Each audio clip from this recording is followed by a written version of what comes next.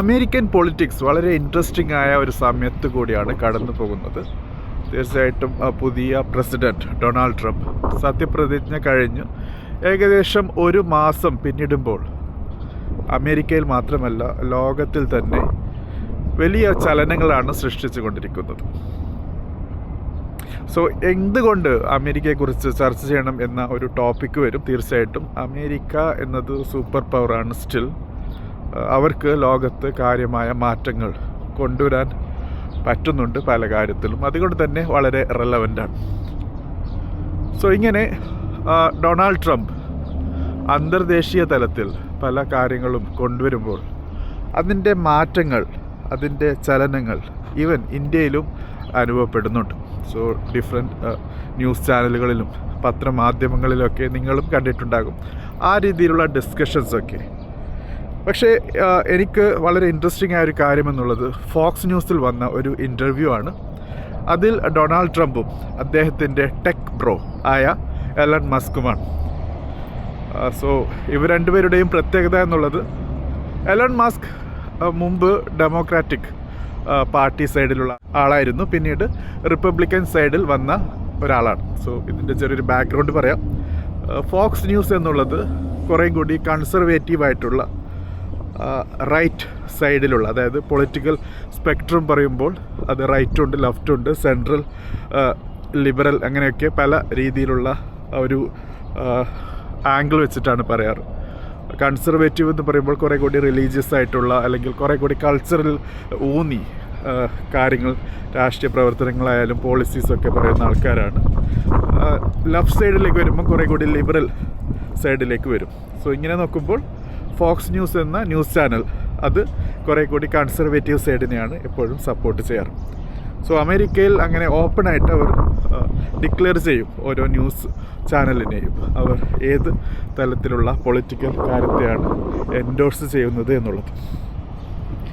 So അങ്ങനെ നോക്കുമ്പോൾ Fox ന്യൂസിൽ ഡൊണാൾഡ് ട്രംപിൻ്റെ ആ ഒരു interview along with Elon Musk എന്നുള്ളത് ഒരു രീതിയിലുള്ള ഒരു എൻഡോഴ്സ്മെൻറ്റാണ്. അതായത് CNN പോലുള്ള ന്യൂസ് ചാനലായിരുന്നു ഈ രീതിയിലുള്ള ഒരു ഡിസ്കഷൻ വരുന്നതെങ്കിൽ അത് കുറേ കൂടി ക്രിറ്റിക്കൽ, അതായത് അദ്ദേഹത്തെ കുറേ കൂടി ചോദ്യം ചെയ്യുന്ന രീതിയിലാണെങ്കിൽ ഫോക്സ് ന്യൂസിൽ അദ്ദേഹത്തിൻ്റെ കാര്യങ്ങളെ എൻഡോഴ്സ് ചെയ്യുന്ന രീതിയിലാണ് ചെയ്യപ്പെടുന്നത്.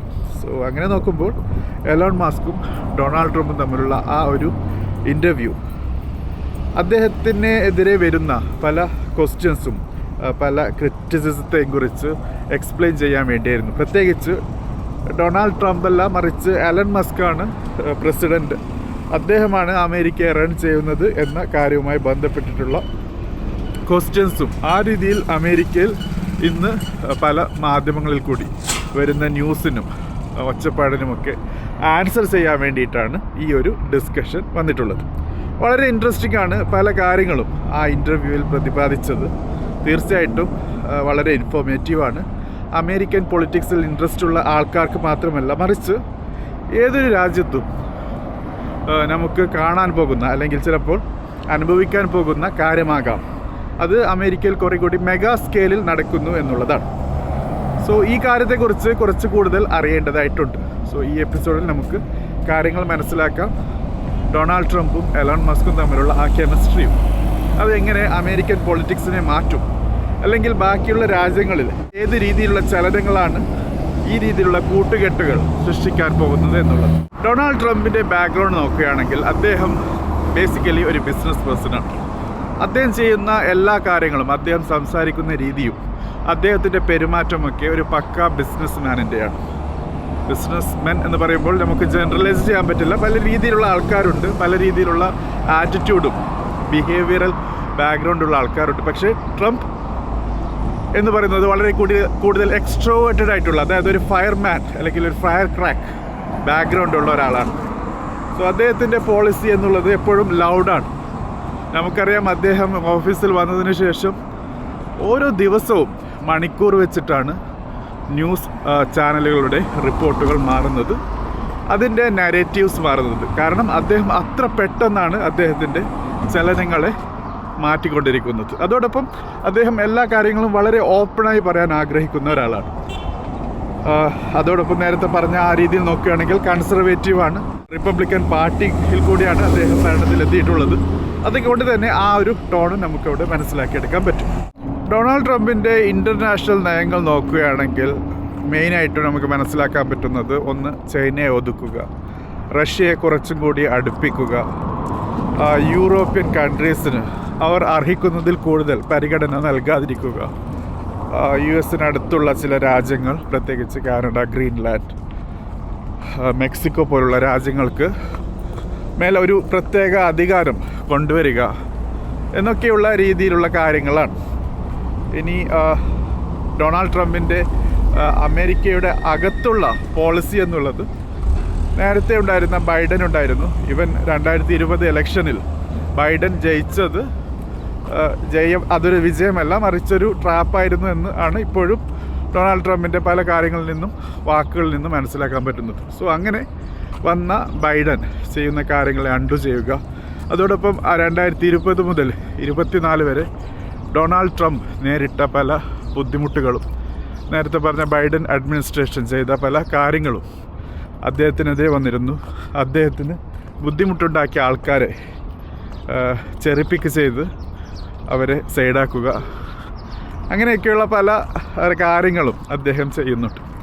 അതോടൊപ്പം അദ്ദേഹം വിജയിച്ചു വന്നതിൽ ഏറ്റവും കൂടുതൽ ഹൈലൈറ്റ് ചെയ്ത് അദ്ദേഹം പറഞ്ഞ, അല്ലെങ്കിൽ അദ്ദേഹത്തിൻ്റെ പൊളിറ്റിക്കൽ ക്യാമ്പയിനിങ്ങിൽ അദ്ദേഹം കൂടുതൽ ഊന്നി പറഞ്ഞ കാര്യങ്ങൾ എന്നുള്ളത് മേക്ക് അമേരിക്ക ഗ്രേറ്റ് എഗെയിൻ, മഗ അല്ലെങ്കിൽ MAGA എന്നുള്ള ആ ഒരു കാര്യമാണ്.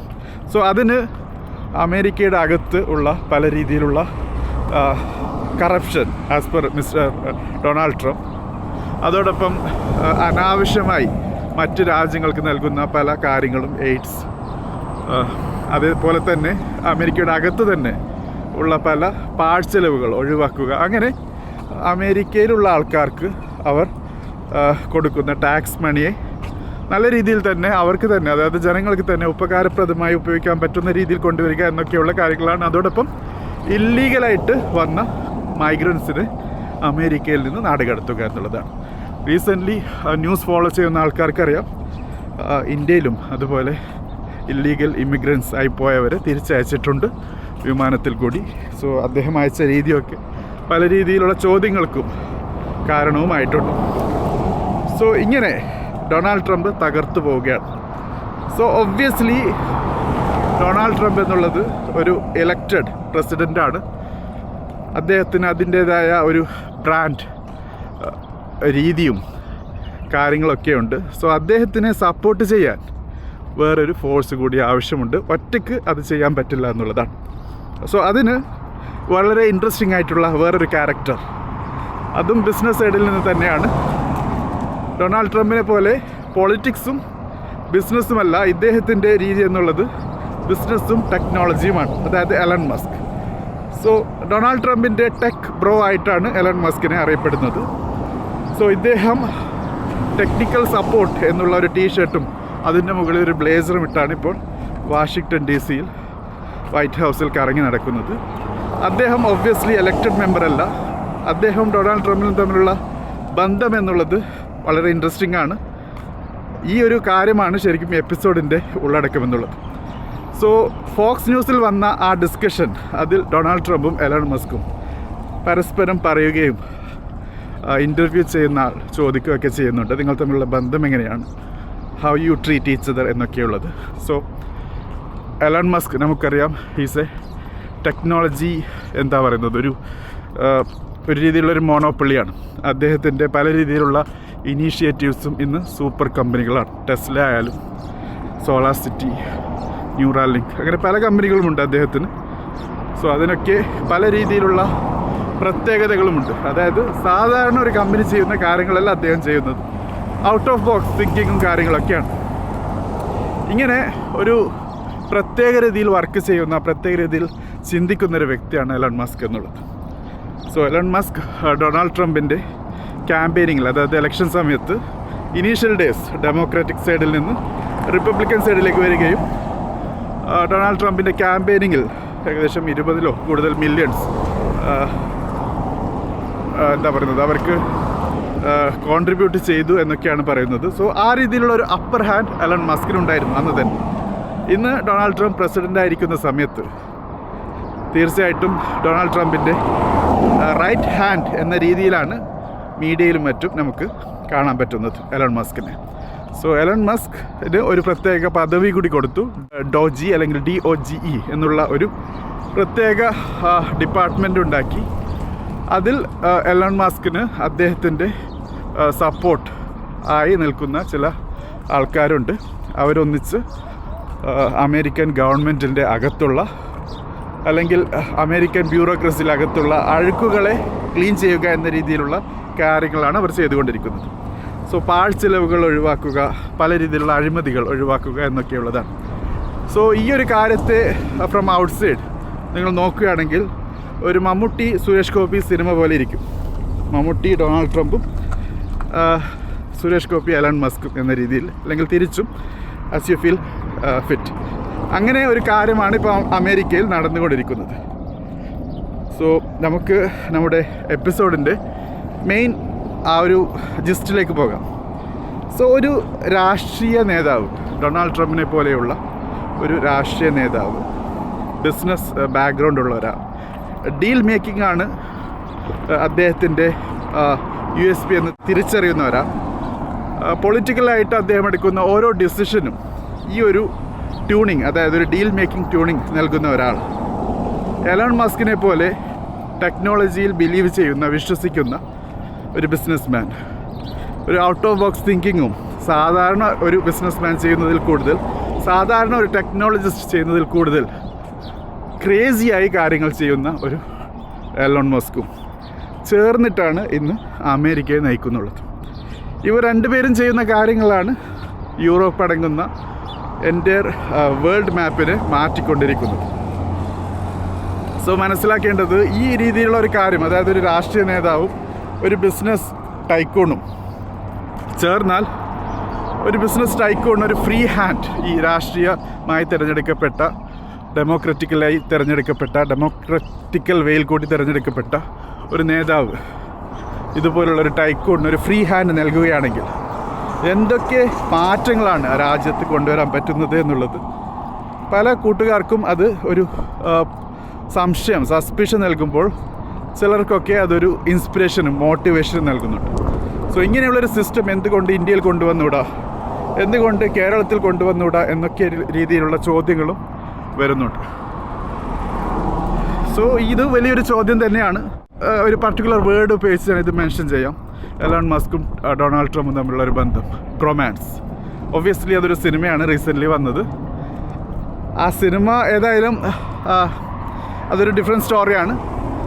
പക്ഷേ അങ്ങനെയുള്ളൊരു ബ്രൊമാൻസിൽ കൂടിയാണ് ഇന്ന് അമേരിക്കൻ പൊളിറ്റിക്സ് കടന്നു പോയിക്കൊണ്ടിരിക്കുന്നത്. അതോടൊപ്പം ആ ബ്രൊമാൻസിൻ്റെ ഇമ്പാക്ട്സാണ് ഇന്ന് ലോകത്ത് കണ്ടുകൊണ്ടിരിക്കുന്നത്. സോ തീർച്ചയായിട്ടും നാം കാണുന്ന പല മാറ്റങ്ങളും, ഇനി കാണാൻ പോകുന്ന പല മാറ്റങ്ങളും ഈ ബ്രൊമാൻസിൻ്റെ റിസൾട്ടായിരിക്കും. ഏതായിരുന്നാലും ഈ എപ്പിസോഡ് അവസാനിപ്പിക്കുന്നതിന് മുമ്പായിട്ട് ഒരു കാര്യം കൂടി പറയാനുള്ളത് ബ്രൊമാൻസിനെ കുറിച്ചാണ്, അതായത് റീസെൻ്റ്ലി വന്ന സിനിമയെക്കുറിച്ചാണ്. സോ കുവൈറ്റിലാണ് ഞാനുള്ളത്. കുവൈറ്റിൽ എല്ലാ മലയാള സിനിമകളും റിലീസ് ചെയ്യപ്പെടാറില്ല. ഈവൻ ഡൊമിനിക് പോലുള്ള സിനിമകളൊന്നും വന്നിരുന്നില്ല. പക്ഷെ പെട്ടെന്നാണ് ഒരാഴ്ച 3 സിനിമകൾ ഒന്നിച്ചു വന്നു. പൈങ്കിളി, ബ്രൊമാൻസ്, അതോടൊപ്പം ദാവീദ്. അപ്പോൾ ഈ 3 സിനിമകളിൽ ഏത് സിനിമ കാണണം എന്ന ഒരു ഡൗട്ടിൽ എല്ലാത്തിൻ്റെയും റിവ്യൂസ് നോക്കി. സോ റിവ്യൂസുകളിൽ ഏറ്റവും കൂടുതൽ ഇൻട്രസ്റ്റിംഗ് ആയിട്ടുള്ള റിവ്യൂ പറയുന്നത് നമ്മുടെ അശ്വന്ത് കോക്കാണ്. സോ അദ്ദേഹത്തിൻ്റെ റിവ്യൂസ് ഏകദേശം വിശ്വസിക്കാൻ പറ്റുന്നതാണ് എന്നാണ് എൻ്റെ ഒരു പൊതുവെയുള്ളൊരു വിശ്വാസം. ഭീഷ്മപർവം പോലുള്ള സിനിമകളെ അദ്ദേഹം വിലയിരുത്തിയതിൽ തെറ്റു വന്നിരുന്നു. കാരണം അദ്ദേഹം വിലയിരുത്തിയ പോലെ ആയിരുന്നില്ല സിനിമ കണ്ടപ്പോൾ ഫീൽ ചെയ്തത്. ഏതായിരുന്നാലും ഒറ്റപ്പെട്ട ചില റിവ്യൂസ് ഒഴിച്ചാൽ Ashwanth Kok is almost near to perfect എന്നുള്ളതായിരുന്നു എൻ്റെ വിശ്വാസം. സോ അദ്ദേഹത്തിൻ്റെ ഒരു റിവ്യൂ നോക്കുക എന്നുള്ളത് ഏതൊരു സിനിമ കാണുന്നതിന് മുമ്പുള്ള ചെറിയൊരു പ്രാക്ടീസായിട്ട് ഞാൻ ഫോളോ ചെയ്തിരുന്നു. അങ്ങനെ ഈ 3 സിനിമ വന്നപ്പോൾ അശ്വന്ത് കോക്കിൻ്റെ റിവ്യൂസിന് വേണ്ടി വെയിറ്റ് ചെയ്തു. സോ അശ്വന്ത് കോക്ക് വന്നിട്ട് അദ്ദേഹം ബ്രൊമാൻസിനെ കുറിച്ച് റിവ്യൂ ചെയ്തു. വളരെ നല്ല പോസിറ്റീവ് റിവ്യൂ ആയിരുന്നു. നല്ല രീതിയിൽ ഒരു മൂവി വാച്ച് ചെയ്യാൻ ആഗ്രഹിക്കുന്ന ഒരാൾ പോയി വാച്ച് ചെയ്യും എന്ന് നമുക്ക് ഉറപ്പിക്കാൻ പറ്റുന്ന രീതിയിലുള്ള റിവ്യൂ. പക്ഷേ റിവ്യൂ വന്ന് ആ റിവ്യൂ വിശ്വസിച്ച് മൂവി കാണാൻ പോയ എൻ്റെ അവസ്ഥ എന്നുള്ളത് വളരെ പരിതാപകരമായിരുന്നു. കാരണം റൊമാൻസ് ആ ഒരു ഹൈപ്പിനനുസരിച്ചിട്ടുള്ള ഒരു കാര്യമൊന്നുമില്ല. ഹ്യൂമർ ഫൺ ലവിങ് ആൾക്കാർക്ക് ചിലപ്പോൾ ഇഷ്ടപ്പെടാം. പക്ഷേ കോമഡി എന്നുള്ളത് ഒരു ബിലോ ആവറേജ് ആയിരുന്നു. സോ ഇതിവിടെ പറയാൻ കാരണം ആ സിനിമയിലെ ബ്രൊമാൻസിനേക്കാളും കുറേയും കൂടി എന്താ പറയുന്നത്, കുറേയും കൂടി ഹിറ്റായി എനിക്കിപ്പോൾ മനസ്സിലാക്കാൻ പറ്റുന്നത് ഈ പറയുന്ന ഡൊണാൾഡ് ട്രംപിൻ്റെയും എലോൺ മസ്കിൻ്റെയും ബ്രൊമാൻസാണ്. സോ ഈ ബ്രൊമാൻസ് എത്രത്തോളം നീണ്ടു നിൽക്കും, എത്രത്തോളം മുന്നോട്ട് പോകുമെന്നുള്ളത് കാണേണ്ടിയിരിക്കുന്നു. തീർച്ചയായിട്ടും ഏതൊരു ബന്ധത്തിനും ഒരു ഇനീഷ്യൽ ഡേറ്റ് ഉണ്ടാകും, സ്റ്റാർട്ടിംഗ് ഡേറ്റ് ഉണ്ടാവും, എക്സ്പയറി ഡേറ്റ് ഉണ്ടാവും. സോ ഈ പറയുന്ന ഡൊണാൾഡ് ട്രംപ് ആയാലും എലോൺ മസ്ക് ആയാലും പരസ്പരം സഹകരിച്ച് മുന്നോട്ട് പോകുന്നത് ചില കാര്യങ്ങൾ നേടാൻ വേണ്ടി തന്നെയാണ്, അല്ലെങ്കിൽ ചില കാര്യങ്ങൾ പരസ്പരം ചെയ്തു കൊടുക്കാൻ വേണ്ടി തന്നെയാണ്.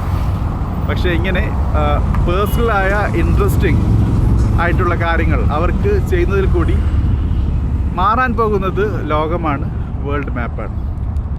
So we need to be very careful and we need to be very എന്താ പറയുന്നത്, വെരി വിജിലൻറ്റ് എന്തൊക്കെയാണ് ഈ മാറ്റങ്ങൾ എന്നുള്ളത്.